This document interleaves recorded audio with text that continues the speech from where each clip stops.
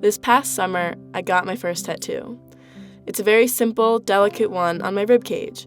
To most people, it looks like a squiggly line, but to me, it's the moment I died. I was diagnosed with a heart condition called supraventricular tachycardia my freshman year of high school.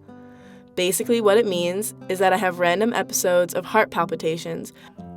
For the first couple of years following the diagnosis, it didn't really affect my everyday life. I had no restrictions because the episodes were entirely random and never lasted more than a few seconds. I could just take deep breaths and place something cold on my neck to make the episode stop. However, on April 15th, 2015, something very different happened.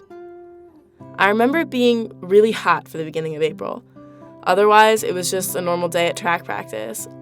I was working with my high jump coach, doing a drill where we would jump over hurdles in different ways when it happened. My heart started to palpitate.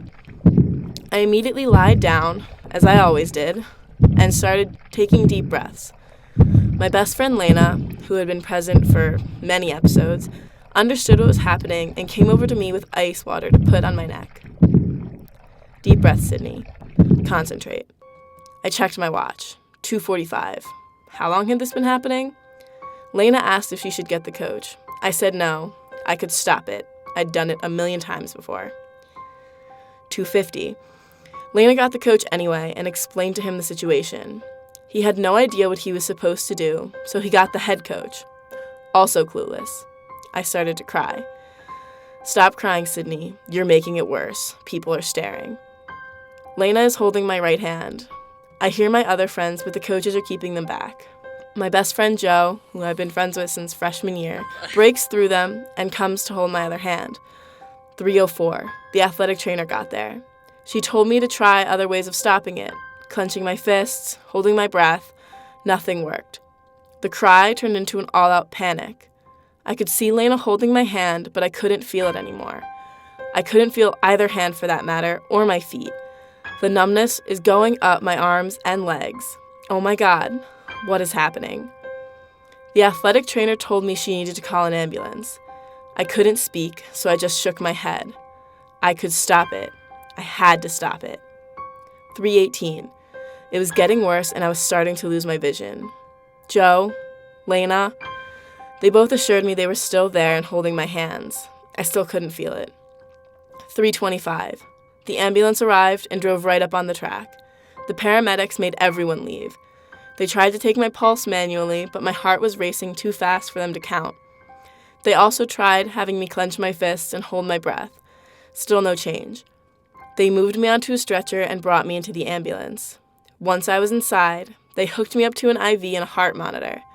They recorded my heart at over 200 beats per minute. For reference, average resting heart rate is approximately 60 beats per minute. The paramedic asked me how long the episode had been going on for. My watch said 3:32, close to an hour. They said something to each other that I didn't hear. They later told me that there's almost no way the body could have been able to handle that heart rate for that long. I should have been in a coma. They told me that they were going to give me a medication to stop the episode. I obviously consented. The paramedic on my right said it was going to make me feel kind of funny, but then I'd be fine.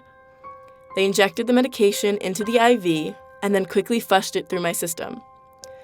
I felt a heaviness in my hands and my feet. It made its way inward until the heaviness met at my heart, and then it was gone. My heart was still racing. They had to do it again with a higher dosage.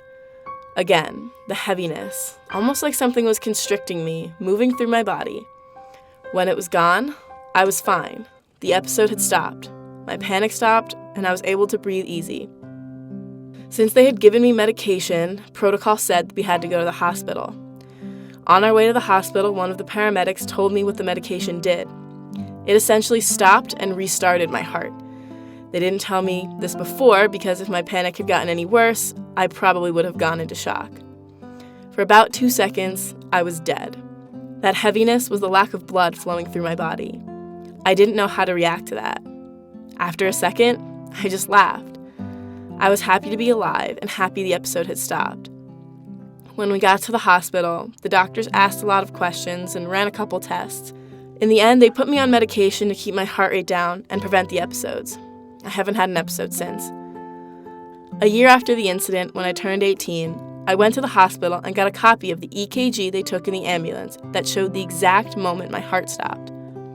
I took that copy to a tattoo parlor, and the artist copied it exactly on my rib cage, on my left side. I now have it as a constant reminder that I conquered death and therefore can conquer anything. I sometimes find myself thinking, what would happen if I had done what my body had wanted to do that day and I had died? If I had given in to the fear and the insane heart rate, the people I wouldn't have met, the places I wouldn't have gone, the experiences I wouldn't have gotten to have. Whenever I meet someone new or go somewhere new or do anything, it's always in the back of my mind that I shouldn't be here. And it just helps me to not take anything for granted.